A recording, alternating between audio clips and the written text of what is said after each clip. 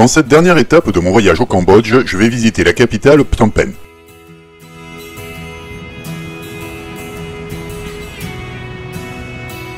On commencera par le temple bouddhiste Wat Phrom, au sommet d'une petite colline qui culmine à une trentaine de mètres en plein cœur de la capitale. On monte par des escaliers qui permettent de voir différents temples, dont manifestement le plus fréquenté est le temple chinois. On redescend par un sentier en spirale.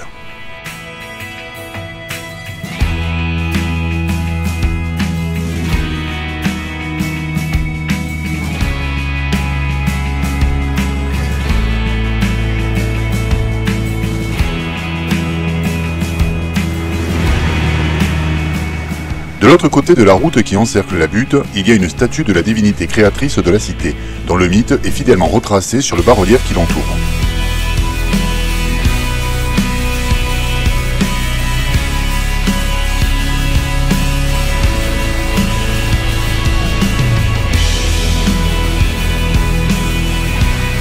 Le prochain arrêt est plus éloigné. On se rend sur le bras de terre à la confluence du Tonlé Sap et du Mekong pour aller au Golden Temple, un magnifique temple avec de nombreuses sculptures et un extérieur richement décoré.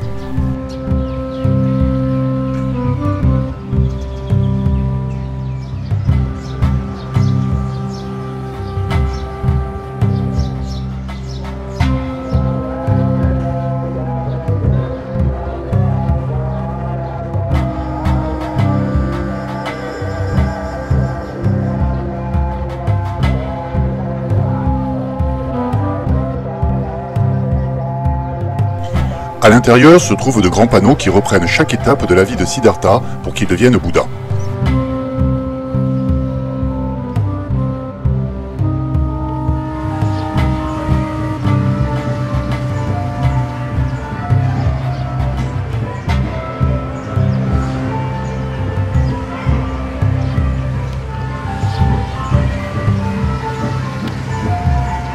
Après cette longue étape, je vais plus au sud sur une petite péninsule, au Mount Kay Temple. L'endroit est désert, on entend juste le vent, quelques gallinacés et les aboiements de chiens.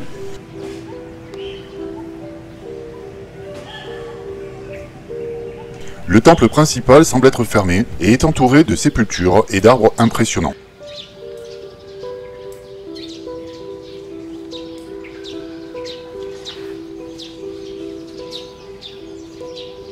Lorsque je m'interroge sur le nom du temple, alors qu'il n'y a pas de singes, les locaux m'expliquent qu'ils ont tous été amenés à un endroit en dehors de la ville car ils mordaient les touristes.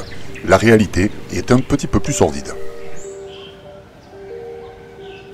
De retour au centre-ville, je vais maintenant aller visiter, je ne suis pas sûr que ce terme soit le bon, le S21. Un ancien lycée reconverti en bureau de la sécurité durant la période Khmer Rouge.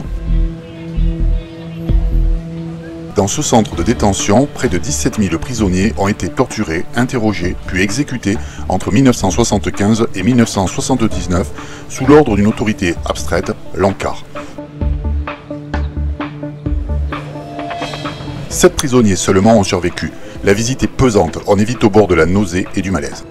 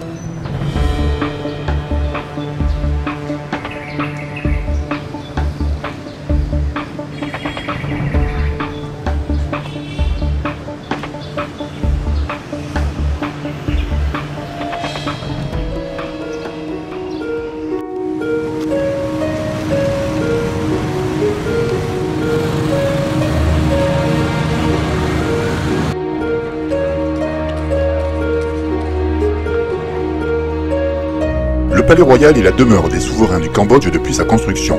Dans une atmosphère calme, sereine, on se promène à travers le complexe. Seule une petite partie du palais est accessible car la famille royale y vit toujours.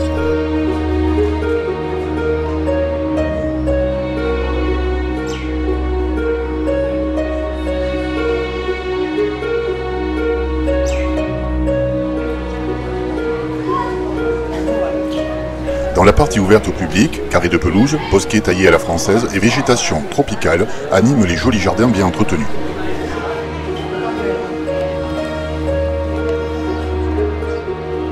Les murs du cloître extérieur sont recouverts de fresques peintes au début du XXe siècle sur les épopées mythologiques fondatrices de l'hindouisme.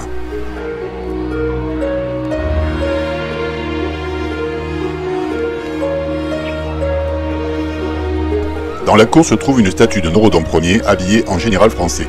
Il s'agirait, dit-on, d'une statue de Napoléon III dont la tête aurait été remplacée par celle du souverain cambodgien.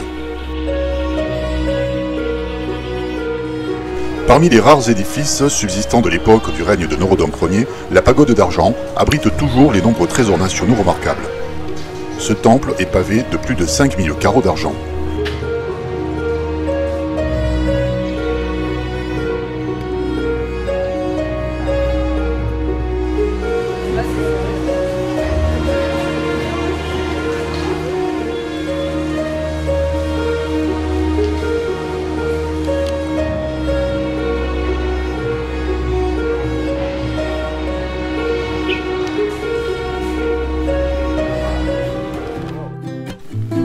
On ne peut pas visiter Phnom Penh sans aller voir le muséum. Il contient l'une des plus importantes collections d'art khmer avec des sculptures, des céramiques et divers objets ethnographiques.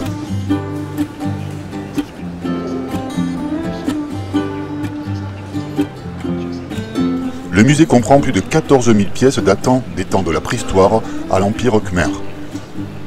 Cet empire s'étendait alors de la Thaïlande au Vietnam du Sud.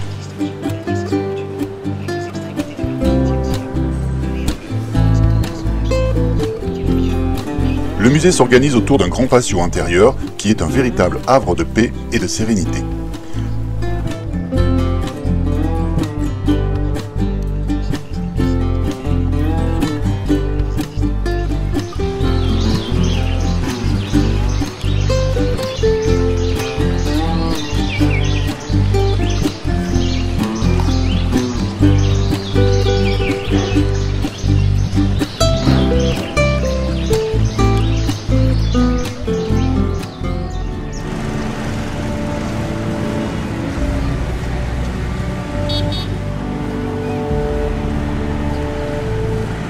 Je vais maintenant arpenter les quais, traverser le quartier français et aller au marché central avant de revenir sur les rives du fleuve.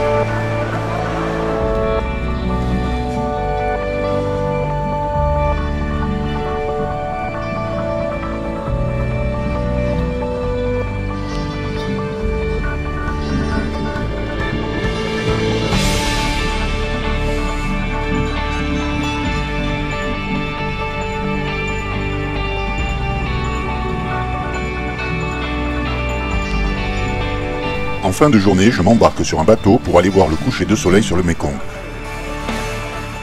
Le spectacle du soleil couchant, des trains de bateaux sur le fleuve, est très impressionnant et même magique.